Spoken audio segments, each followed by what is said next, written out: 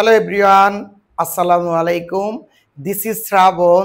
আজকে আলোচনা করব নবম ও দশম শ্রেণীর অবাগীর স্বর্গ।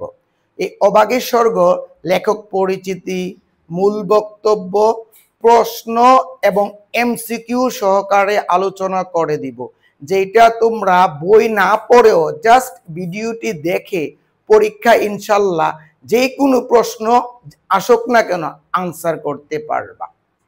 প্রথমত লেখক পরিচিতি। অবাগীর স্বর্গ লিখেছেন শরৎচন্দ্র চট্টোপাধ্যায়। শরৎচন্দ্র চট্টোপাধ্যায়কে বলা হয় অপরাজেয় কথা শিল্পী। এটা কিন্তু অবজেক্টিভ আকারে আসে। তার জন্ম 1876 সালে এবং মৃত্যু 1938 সালে।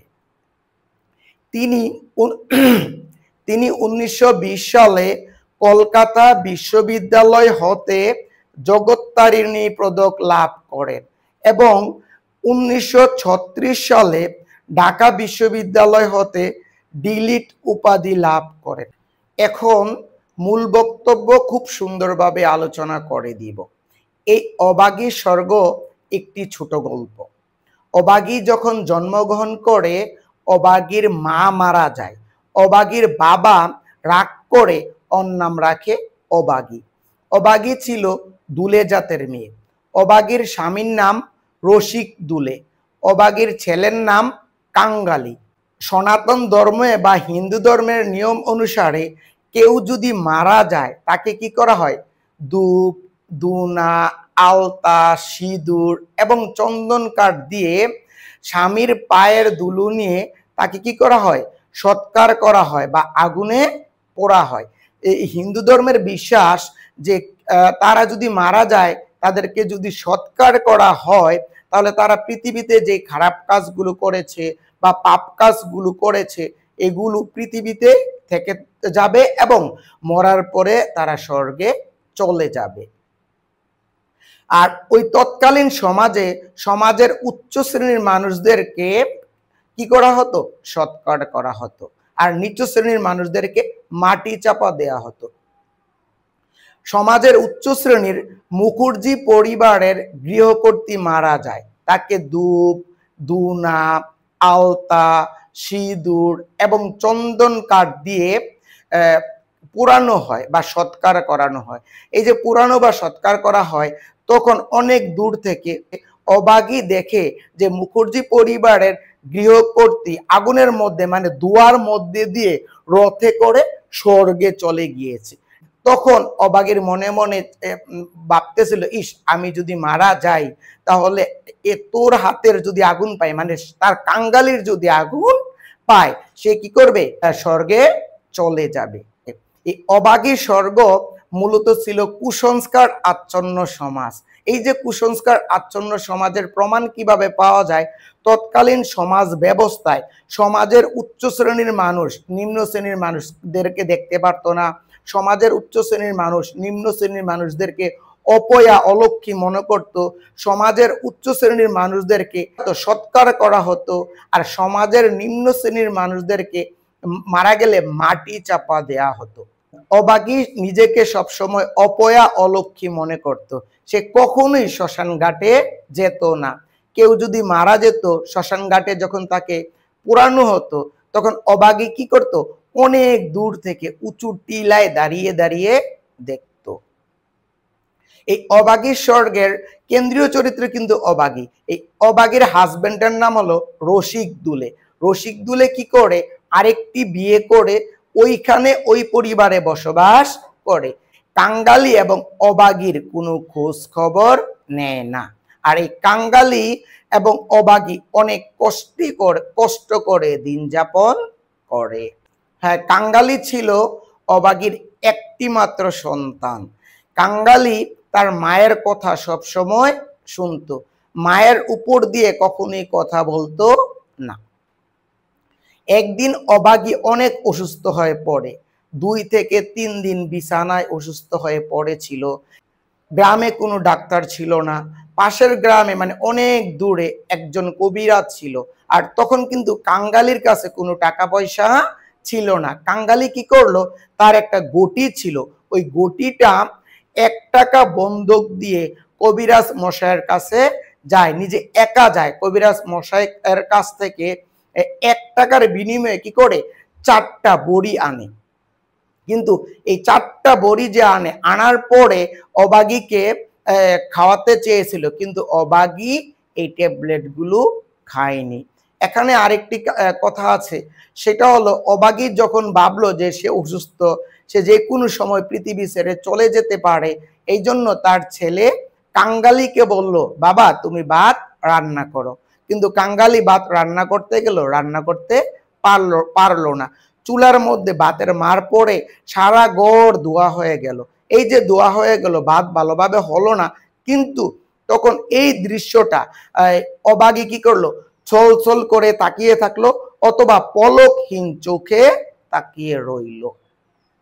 এখন এই যে অবাগী 2 দিন অসুস্থ হয়ে পড়লো, অবাগী বলে গিয়েছিল যে তার স্বামীর পায়ের ধুলো নিয়ে যদি সে মারা যায় তাহলে কি হবে, সে স্বর্গে যাবে। কাঙ্গালি রসিকদুলেকে আসতে বলল, তখন রসিকদুলে আসলো। রসিকদুলে আসার পরে ওই দিনটা গেল, রাতটা গেল, পরদিন অবাগী মারা যায়। এই যে অবাগী মারা যায়, এই অবাগীকে সৎকার করতে হবে। অবাগীর স্বপ্ন ছিল তার স্বামীর পায়ের ধুলো নিয়ে তার ছেলে যদি তাকে মুখ আগ্নি করে সে স্বর্গে যাবে।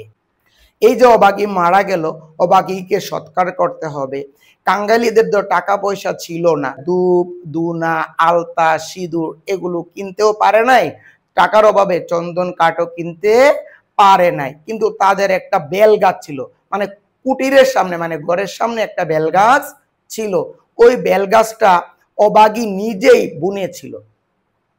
যখন রসিকদুলে এবং কাঙ্গালি বেল গাছটা কাটতে যায়, তখন কি করে জমিদারের দারোয়ান বাধা দেয় এবং রসিকদুলেকে থাপ্পড় মারে। ওই সময় কাঙ্গালি কাঁদতে কাঁদতে, মানে জমিদার অদর রায়, খেয়াল রাখবা, জমিদার অদর রায়ের কাছে গেল। যাওয়ার প্রধান উদ্দেশ্য কি, বেল গাছটা কাটার অনুমতি পাওয়ার জন্য গিয়েছিল। তখন অদর রায় জিজ্ঞাসা করে, তুই কোন জাতের ছেলে? বললে দুলু জাতের ছেলে। বলে যা নিচে গিয়ে দাঁড়া। মানে কি, সাধারণত এই কথাটা বলার কারণ কি, তৎকালীন সমাজ ব্যবস্থায় নিচু জাতের মানুষকে কখনোই সৎকার করা হতো না, তাদেরকে মাটি চাপা দেওয়া হতো এবং নিচু জাতের মানুষকে সাধারণত তারা মানুষ হিসাবে গণ্য করত না। এই জন্য অদর রায় বলছিল যা নিচে গিয়ে দাঁড়া। কাঙ্গালি আবার কাঁদতে কাঁদতে ভট্টাচার্যের কাছে গেল। ভট্টাচার্যের কাছে গিয়ে মানে তাদের বেল গাছটা কাটার অনুমতি চাইলো। কিন্তু ভট্টাচার্য বলল, তুই কোন জাতের ছেলে রে? বলল, আমি দুলে জাতের। যখন বলল দুলে জাতের, তোদের জাতের কি কাউকে কখনো সৎকার করা হয়েছে? যা নদীর চরে গিয়ে তোর মাকে কি কর, মাটি চাপা দিয়ে দে। শেষ পর্যন্ত কি করলো, অবাগীকে মাটি চাপা দেয়া হলো। তাহলে কি অবাগীর আর স্বর্গে যাওয়া হলো না। এই যে অবাগীর স্বর্গে যাওয়া হলো না, এখানে রসিকদুলে সম্পর্কে কিছু বলি। রসিকদুলে যখন পায়ের ধুলো দিতে গেল, তখন সে অনেক কান্নাকাটি করেছিল, কেঁদে ফেলেছিল, চোখ দিয়ে পানি পড়েছিল অনেকক্ষণ। কারণটা কি? কারণ রসিকদুলে কিন্তু বিয়ে করে ওই পরিবারে থাকতো, অবাগী বা কাঙ্গালের কোনো খবর নিত না। অবাগীর স্বর্গে গল্পে শরৎচন্দ্র চট্টোপাধ্যায় অমানবিক জাতিভেদ প্রথা এবং জমিদার রাজে সমাজের নিম্ন শ্রেণীর মানুষের উপর নির্যাতন করত, এইটা নিয়ে খুব গল্পটা আসলে আলোচনা করতে চেয়েছেন। প্রশ্নগুলো এবং প্রশ্নের উত্তর আলোচনা করে দিব। প্রশ্ন ও প্রশ্নের উত্তরগুলো আলোচনা করে দেওয়ার আগে আমার চ্যানেলটা তোমরা সাবস্ক্রাইব করে নিবা, সাবস্ক্রাইব করে নিয়ে পাশে থাকবা। প্রথম প্রশ্ন, অবাগীর কেন স্বর্গে যাওয়া হলো না? সহজ কথা কি উত্তর, অবাগীর টাকা পয়সা ছিল না, সন্তান বা তার স্বামী ধূপ ধুনা আলতা সিঁদুর চন্দন কাঠ কিনতে পারে নাই, এই জন্য তাকে সৎকার না করে মাটি চাপা দেওয়া হয়েছিল। এই জন্য অবাগীর স্বর্গে যাওয়া হলো না। দ্বিতীয় প্রশ্ন হলো, তোর হাতের যদি আমি আগুন পাই আমি স্বর্গে যাব। এ কথাটা বলেছিলেন অবাগী কাকে? কাঙ্গালিকে বলেছিলেন। অর্থাৎ সে যদি তার স্বামীর পায়ের ধুলো নিয়ে তার ছেলে যদি তাকে মুখ আগ্নি করে তাহলে সে স্বর্গে যাবে। মাকে বিশ্বাস করাই কাঙ্গালির অভ্যাস ছিল। মানে কাঙ্গালি কি তার মাকে খুব বেশি ভালোবাসতো। রসিক দুলে তো বিয়ে করে অন্য জায়গায় বসবাস করত। অবাগী যা বলতো সবই শুনতো। একদিন যখন মুখুর্জি পরিবারের গৃহকর্ত্রী মারা যায় তখন অবাগী বলে, ইস কি সুন্দর ভাবে বাবা দেখো দুয়ার মধ্যে দিয়ে কিভাবে গৃহকর্ত্রী স্বর্গে চলে গেছে। তখন ছেলে বলল, মা কো, এটা তো শুধু ধোঁয়া দেখা যায়। তখন মা বলল, না ধোঁয়া না, ধোঁয়ার মধ্যে দিয়ে রথে করে স্বর্গে চলে গেছে। তখন মার কথা সে বিশ্বাস করলো। সহজ কথা কি, সে মাকে খুব ভালোবাসে, মা যা বলে তাই শুনে। মা মরেছে তো যা নিচে নেমে দাঁড়া, এ কথাটি কে বলেছে? এ কথাটি বলেছে জমিদার অদর রায়। কারণ কি, কাঙ্গালি গিয়েছিল অদর রায়ের কাছে। মানে কি, ওই যে তার মা মারা গেছে ওই বেল গাছটা কাটার অনুমতি চাওয়ার জন্য। যখন জমিদার বুঝতে পারলো যে সে নিচু জাতের ধুলে জাতের ছেলে, তখন বলল, যা নিচে গিয়ে দাঁড়া। অবাগীকে কে নদীর চড়ায় মাটি দিতে বলল? উত্তর, ভট্টাচার্য অবাগীকে নদীর চড়ে মাটি দিতে বলল। কেন? কারণ অবাগী ছিল ধুলে জাতের মেয়ে, নিচু জাতের মেয়ে, নিচু জাতের মানুষকে কখনোই সৎকার করা হতো না। এই জন্য তাকে নদীর পাড়ে বা নদীর চড়ে মাটি চাপা দিতে বলল। রসিক দুলে তার পায়ের ধুলো দিতে গিয়ে কেঁদে ফেললো কেন? কারণ হলো রসিক দুলে বিয়ে করে আরেকটি পরিবারে বসবাস করত। অবাগী এবং কাঙ্গালির কোনো খবর নিত না। কিন্তু অবাগী রসিক দুলেকে মনে প্রাণে অনেক ভালোবাসতো, রসিক দুলেকে তার মনে ধরে রেখেছে। এই জন্য রসিক দুলে পায়ের ধুলো দিতে গিয়ে কেঁদে ফেললো বা চোখ দিয়ে পানি পড়লো। এখান থেকে আরেকটি প্রশ্ন আসে, রসিক দুলে হতবুদ্ধির মতো দাঁড়িয়ে রইল কেন? এই যে অবাগীর কোনো খোঁজখবর নিল না, কিন্তু অবাগী তাকে মনে রাখলো। এই জন্য সে কি করলো, মানে পায়ের ধুলো দিতে গিয়ে হতবুদ্ধির মতো দাঁড়িয়ে রইল। তুই মা স্বর্গে যাবি, এই কথাটি কে বলেছেন? উত্তর, কাঙ্গালি বলেছেন। কারণ কি, কাঙ্গালি অবাগী জানতো যে কোনো সময় সে মারা যাবে, সে কি স্বর্গে যেতে পারবে কিনা এটা তার মনে দ্বিধাদ্বন্দ্ব ছিল। তখন কাঙ্গালি এই কথাটা বলেছিলেন। অবাগী পলকহীন চোখে বা ছলছল চোখে তাকিয়ে রইল কেন? ওই যে কাঙ্গালি ভাত রান্না করতে গিয়েছিল, ভাত রান্না করতে পারে নাই, ওই সিনারিটা মানে ওই দৃশ্যটা সে পলকহীন চোখে তাকিয়েছিল। অবাগী স্বর্গ যে কুসংস্কার আচ্ছন্ন সমাজ, এটা কিভাবে প্রমাণ পাওয়া যায়? কারণ সমাজের উচ্চ শ্রেণীর মানুষ নিম্ন শ্রেণীর মানুষকে দেখতো না, অপয়া অলক্ষী মনে করত। অবাগী নিজেকে অপয়া অলক্ষী মনে করত। তৎকালীন সমাজে উচ্চ শ্রেণীর মানুষদেরকে কি করা হতো? আগুনে পোড়ানো হতো বা সৎকার করা হতো। আর নিম্ন শ্রেণীর মানুষদেরকে কি করা হতো? মাটি চাপা দেয়া হতো। সমাজের উচ্চ শ্রেণীর মানুষ নিম্ন শ্রেণীর মানুষের উপর অত্যাচার করত। এটা প্রমাণ পাওয়া যায় কিভাবে? এই যে অবাগীদের একটা বেল গাছ ছিল, রসিক দুলে এবং কাঙ্গালি এটা কাটতে যায়, তখন জমিদারের দারোয়ান কি করে, ওদেরকে বাধা দেয় এবং রসিক দুলেকে থাপ্পড় দেয়। এমসিকিউ বলার আগে একটু অন্য টপিকসে চলে যাই। ইট মানে খাওয়া, এটা সবাই জানে।